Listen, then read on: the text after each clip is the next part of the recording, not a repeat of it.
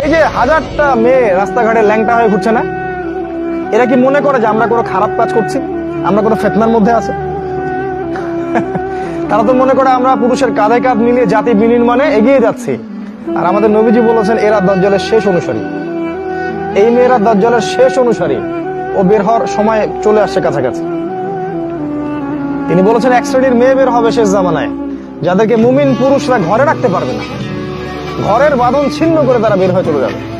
কারা এরা দেখছেন না? এখন ঘরে রাখতে পারবেন না আপনি, যতই বলেন যতই বুঝান, ব্রেন ওয়াশড বের হয়ে যাবে ওরা বাড়ি থেকে। নবীজি বলেছেন এরা দাজ্জালের শেষ লাস্ট ফলোয়ার। তাহলে দাজ্জাল কত আগে থেকে তার কাজ শুরু করছে চিন্তা করেন এবার। এই দাজ্জালের ফিতনা থেকে আপনাকে বাঁচাবে সূরা কাহফ, যদি আপনি পড়তে পারেন প্রতি জুমায়। যদি সেটাও না পারেন, নবীজি বলেছেন প্রথম 10টা আয়াত মুখস্থ করবেন সূরা কাহফের।